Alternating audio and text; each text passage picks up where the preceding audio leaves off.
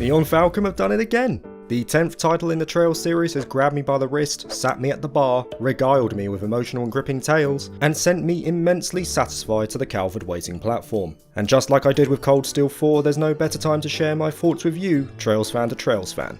Now first, a massive thank you to everyone over at zerofield.net who have worked tirelessly to create the translation spreadsheet while also improving on the original overlay from the previous iteration. If anyone watching wants to try the game out themselves with said overlay, I'll be leaving a link in the description if you can't bear to wait after Cold Steel 4. Naturally, being a Trails fan, I was stoked to get my hands on the game. I mean, you guys probably realised that as I fanboyed over the limited edition. And there was no way that I was waiting another year at the very least to try it out myself. As of the time of recording, I have indeed finished the game, sinking just under 70 hours into my experience, but bear in mind I was using the high speed option on a lot of fights, so you can add a bit more on for that. And I'm sure you guys will be asking immediately, how does Hajimari compare to the other games in the series? If I were to rank it, I would say it ends up 6th on my overall list, just behind Zero no Kiseki and just above Trails in the Sky the 3rd.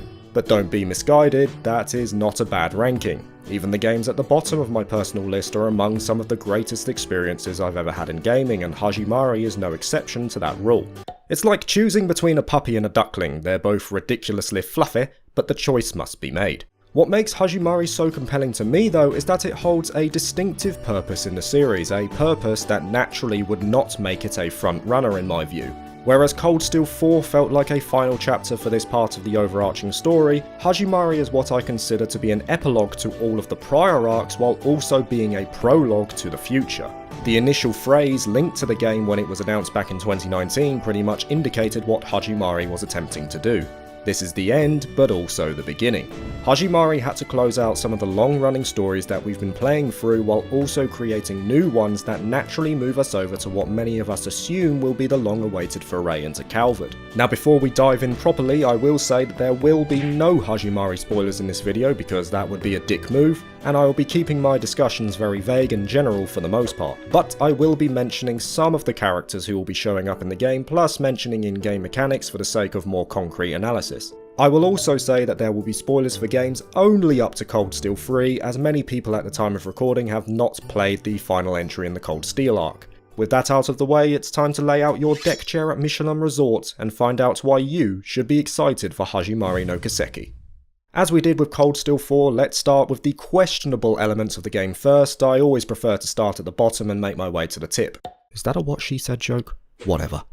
Let's begin with the most obvious one and my personal biggest gripe with Hajimari. It was the same issue I had in the final iteration of the Erebonian arc, and it's that the character roster is massive. There are no less than 50 characters in this game, and the downtime needed to keep them all out of Zemurian rags is quite hefty. And unlike Cold Steel 3 or 4 where their appearances were mostly sporadic, meaning that they already had set augments and equipment, you do have to keep them up to snuff because of a certain key element within Hajimari, which we'll be mentioning later. It's a good mechanic, so I don't want to lump it in here.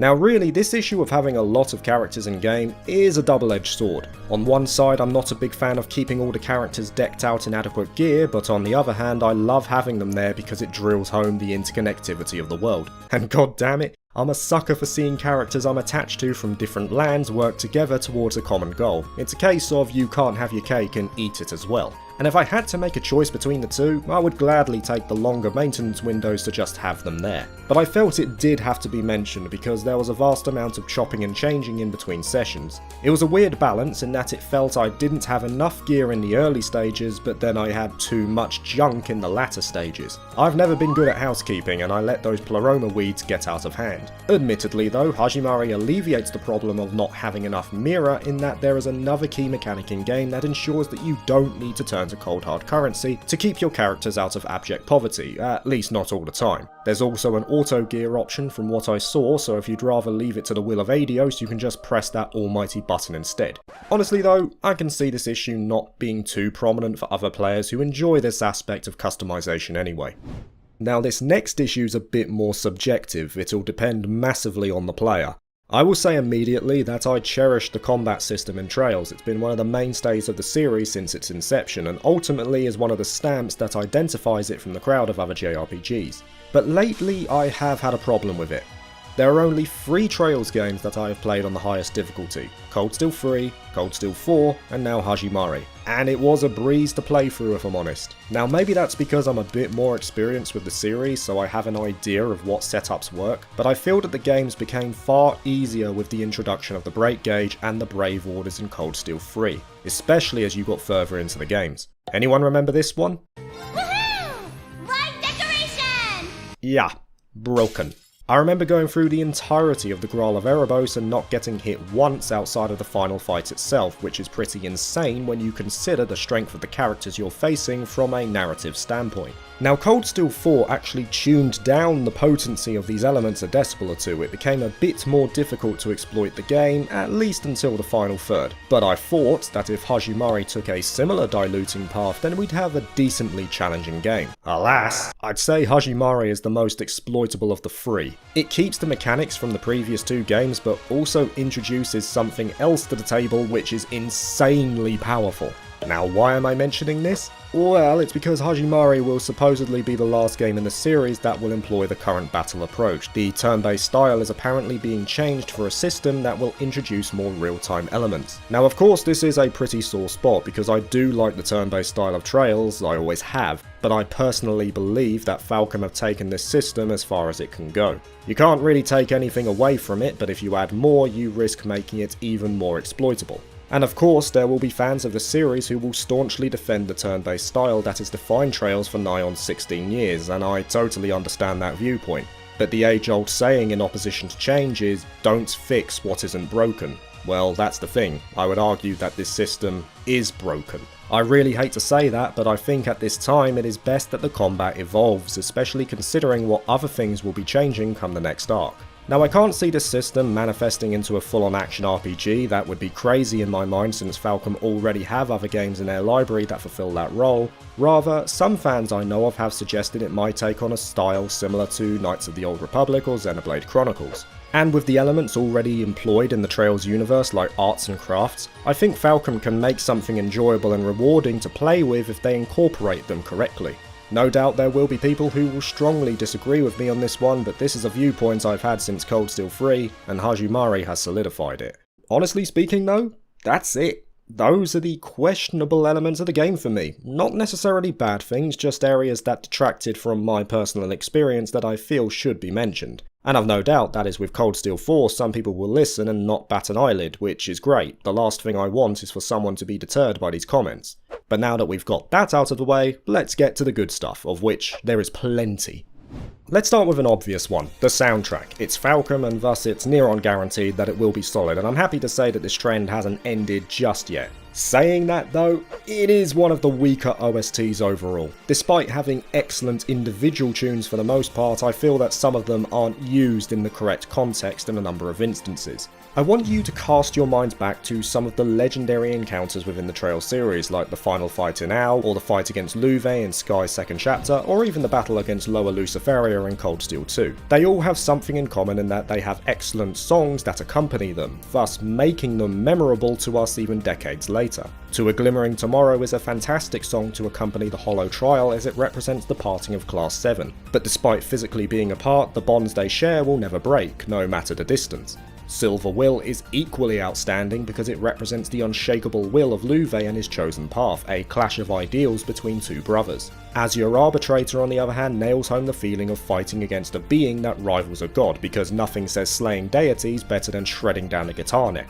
And for years Falcom and Sound Team JDK have created the perfect symphonies to make those moments stick in our minds. There's no doubt as well that Hajimari does have one of the best ending boss themes in the series in my opinion, matching the intensity of the battle beat for beat. But there are also other battles in the game that had the potential to surpass it. One in particular really sticks out to me. The build up to it was brilliant. I was getting those goosebumps, my mind was racing and I was pumping the air as the event started to unfurl. And when the inevitable battle started, I was greeted with meh?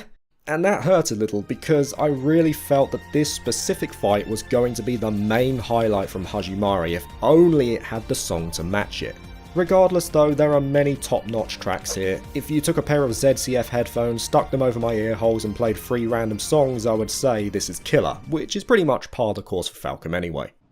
So soundtrack's excellent, but what about presentation? We all know that Falcom will never win awards for graphical prowess, it's never been their forte. However, it becomes clear as early as the intro sequence that Hajimari is going to be the most cinematic Trails title yet, and it really does look top grade at times. It appears that Falcom have utilised some motion capture technology for this game, and the lip syncing in certain scenes is bang on, which again helps to evoke the mood of the scene. Some of these cutscenes are downright amazing to look at, but there is a scene in particular that I must talk about. We already surmised that Falcom are going to be bringing in a new combat system for the next title, which will probably carry us through to the end of the series. However, this is not the only element that will be introduced, as Falcom have been working on their own in-house engine to replace the fire engine they have been using since the beginning of Cold Steel. And Kondo did mention that Hajimari had a certain cutscene that utilised this new periphery. And put it this way, it's very easy to see which cutscene it was. I'm looking forward to seeing what people think about it. I personally thought it looked excellent, and if this is how the Trails series will look from this point on, I mean,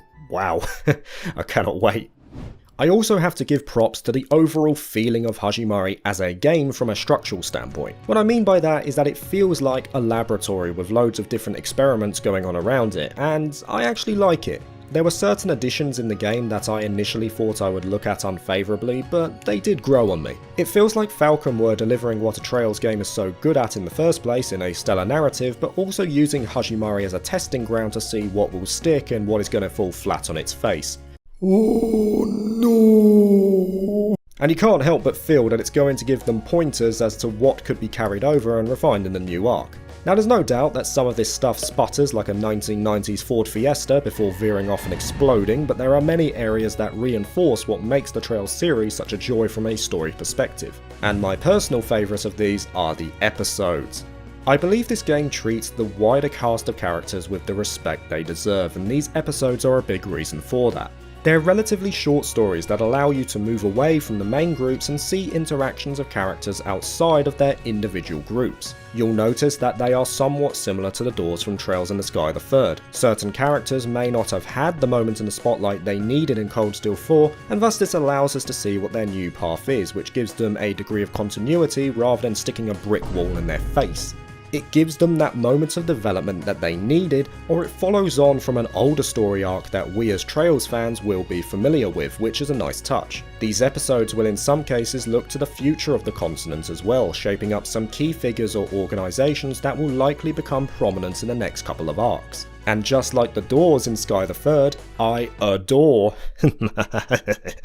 this mechanic. If there is one thing that I hope Falcom will carry over to the new arc, or at least pay some sort of homage to, it's these episodes. They are the perfect way by which the lesser members of the cast can get their own moments to shine away from the cast members who inevitably will always take centre stage in the main story. But not only that, they also provide some background in support of future stories, which is going to get Trails fans pumped for the adventures that are on the horizon. But of course, I can hear your voices reverberate through the Septium veins. Asking about the main draw of any Trails game, you want to know how good the story is. Well, surprise, surprise, it's fantastic. I mean, is there a Trails game that doesn't have a gripping narrative? Remember when I said near the beginning that the game feels like an epilogue for this part of the series? Well, I'm not kidding, it really does seem like an extended goodbye for many of these characters. Now, I can't see them exiting the stage completely. I'm certain that some characters will be showing up in the next arc, but you can't help but feel that many of them will now take a more backseat role for at least a game or two. Which makes sense because obviously we're moving to a new land. So as a result of that, Hajimari had a difficult task in that it had to provide the setting by which these characters could go out with a bomb, and I'm happy to say it delivered on that. Like I mentioned before, I was very happy with the way the cast was treated here, in particular characters who I felt were either lacking or who I personally didn't like all that much in the past. And that's something that Hajimari does very well. The characters who return and have changed feel realistic in the way that they've transformed. They still maintain their core personality, but they have understandably grown through their past actions. Now, since we're touching on the main story, I feel this is a good time to introduce the key system that sets Hajimari apart from the others in the series, that being the cross-story mechanic.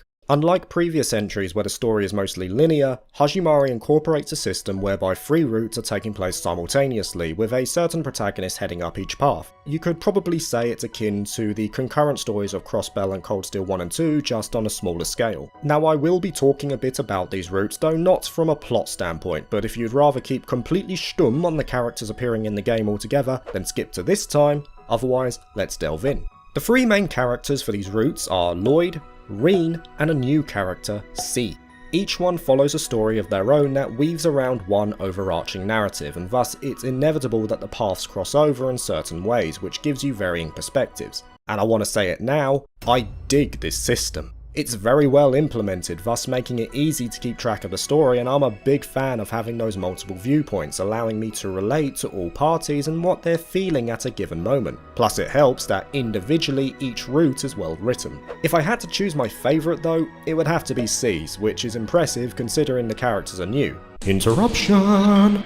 Read the in-game novel 3 and 9. It's a very good novel, and you won't regret it. Here's the link, go read it. Moving on. Of course, a problem with introducing new characters is that you're presented with a blank slate, and as a result they have very little time to leave an impression. But I really did like the characters in this route. Each one was unique, their relationships made sense, they picked each other up at the most testing times, but most importantly for me is that the chemistry was on point between them. I smiled so often in C's route because the story was delivered so effectively. The characters are flawed individually, but because of those defects they become more relatable. Not only that, but it also confirmed one other thing to me, in that a smaller group of characters or a pair that gradually grows is overall better than a large main cast. I've mentioned recently my issue with the chemistry of Class 7 in the first half of Cold Steel, and though I admire them as a team, I can't deny that I feel the size of the group acts as a detriment to their overall impact on the player. By reducing the size of the group, C's characters were able to develop that natural chemistry that makes sense, and I've no doubt that it's one of the key reasons why it ended up being my favourite route. Honestly speaking though, the system as a whole works just as intended, and I'm very much open for Falcom doing something similar in the future. Because of the nature of the story and how the 3 routes are taking place concurrently, it gives ample opportunity for all members to get a slice of the Hajimari pie, and it is delicious. It gave me that similar giddiness like Cold Steel 4 did, feeling like a reward for the hours and dedication that I as a fan have put into the series, and long may it continue. So it's time to wrap this one up, and I'm sure you ladies and gents realise by now, but I have thoroughly enjoyed my time with Hajimari no Kiseki. Unlike many other games in the series, Hajimari represents a bridging point akin to Sky the Third, but I would argue it had a harder task. It had an unenviable job in that it had to close out the stories of characters we have grown to love over the past 16 years or so, along with the individual stories of their respective arcs. Simultaneously, it also had to provide the path forward for the final third of the series, and there's no doubt in my mind that it has delivered on that front. I don't say it to be melancholy, but it feels like a swan song for many aspects of Trails up to this point, from both a gameplay and narrative perspective. Though I'm confident that we will see many of these characters once again, it's now up to a new band of heroes to take the mantle and ensure the future safety of Zemuria. For this not only represents the end, but also the beginning.